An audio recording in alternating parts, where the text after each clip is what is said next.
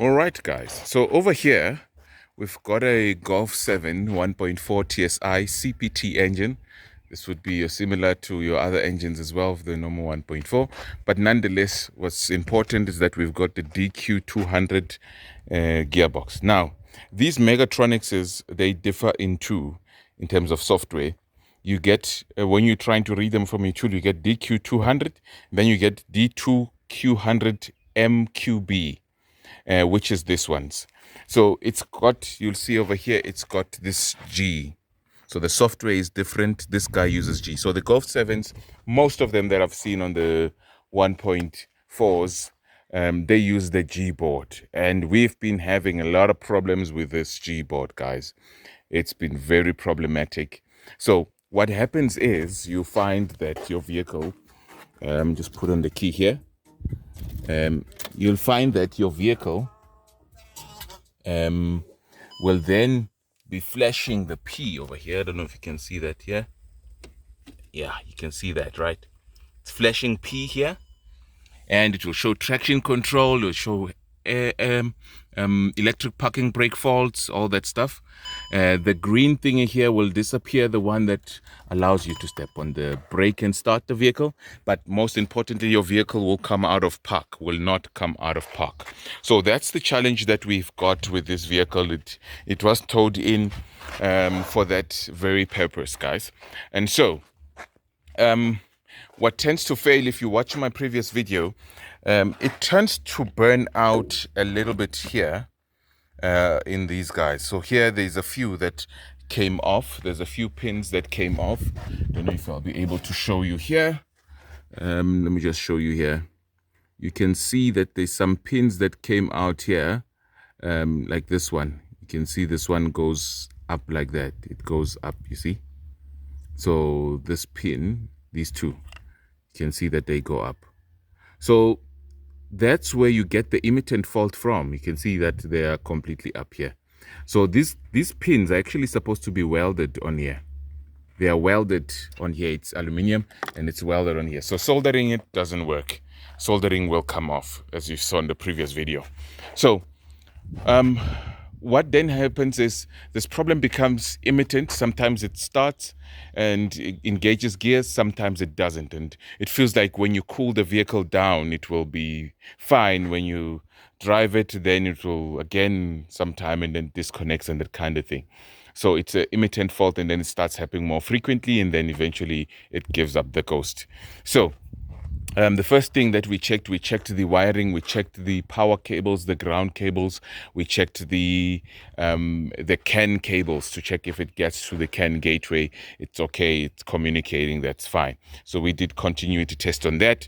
And then from there, that is where we decided to replace now, to go into the Megatronics. And then I opened it up and I found these guys going on here. And so once one of them starts like that, you can have a plan to join these guys, but all of them eventually they're going to follow suit. So that's what you just need to be aware of.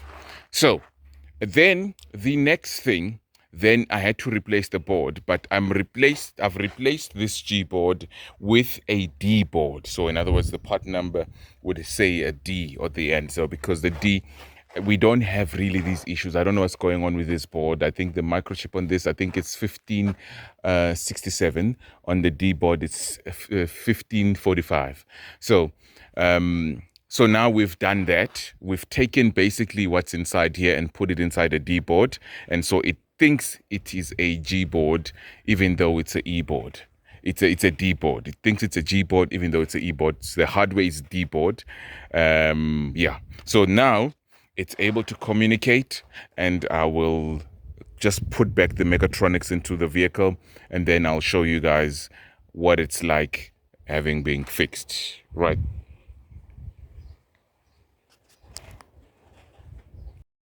All right, guys. So the moment of truth is finally here. This beautiful baby.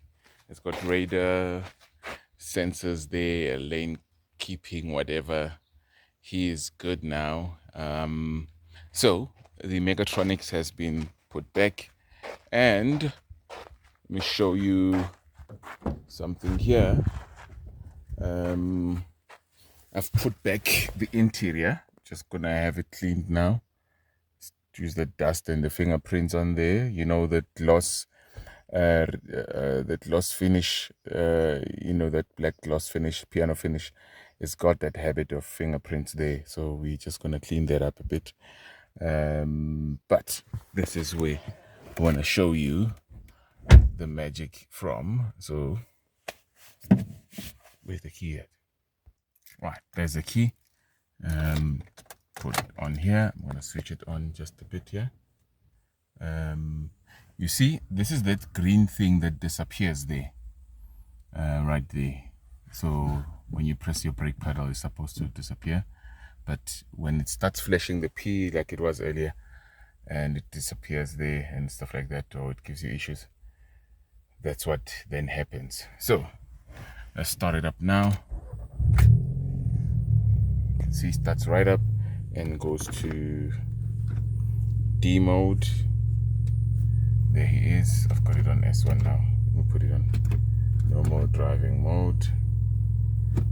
Okay, this is manual, but you can see the gear lever is driving properly. Put it back to S1. Handbrake, all the faults are gone. It's moving a bit. You can see it's moving. Go to reverse. I think I'm gonna do a video on the road so that you can see what happens when we've got it on the road. So there it is, moving there. All right, guys, so I'll do one more video as we on the road driving it. All right, guys, so as you can see, this baby is 100%, is moving. We are in the car now. We are driving around.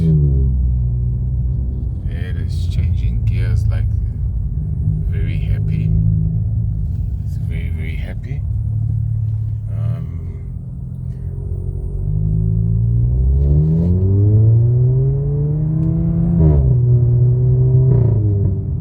The exhaust on this thing is super loud. You'll excuse that. It's activating two-cylinder mode, which is what this guy has that the other guys don't have.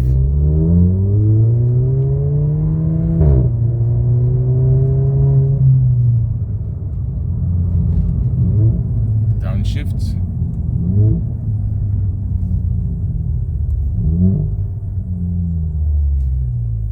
So that is another one fixed, guys.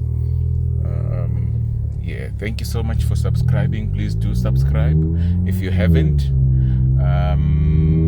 Be sure to contact us to have your car sorted as well.